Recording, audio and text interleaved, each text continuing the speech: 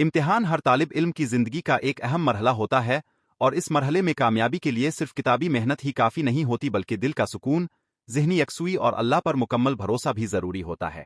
اکثر طلبہ پیپر سے پہلے گھبراہٹ، خوف اور بے چینی کا شکار ہو جاتے ہیں۔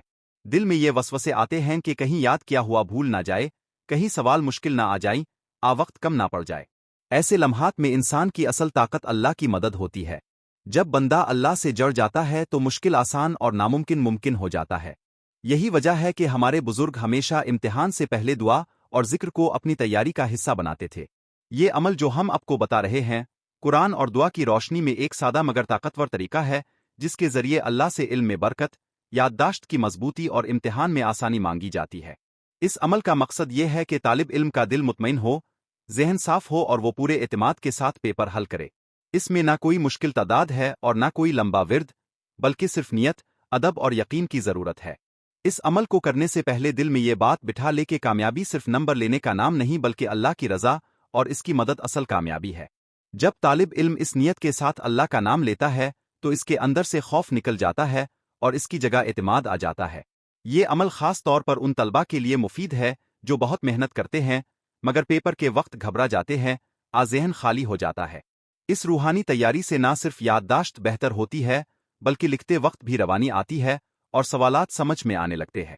اس کا ایک فائدہ یہ بھی ہے کہ طالب علم منفی سوچ سے نکل آتا ہے اور یہ یقین پیدا ہوتا ہے کہ اللہ میری محنت ضائع نہیں کرے گا۔ یہ بات یاد رکھے کہ دعا اور عمل محنت کا بدل نہیں بلکہ محنت کی طاقت ہے۔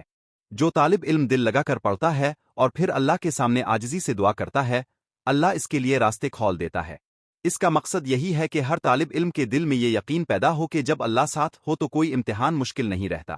سکون، اعتماد اور کامیابی، یہ سب اللہ کے ہاتھ میں ہے، اور جو اس پر بھروسہ کر لے وہ کبھی ناکام نہیں ہوتا۔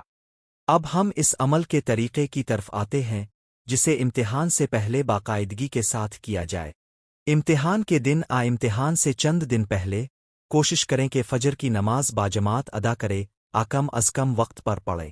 نماز کے بعد باوضو اپنی جگہ پر بیٹھ جائے، قبلہ رخ ہوں اور چند لمحے آنکھیں بند کر کے دل کو پرسکون کرے۔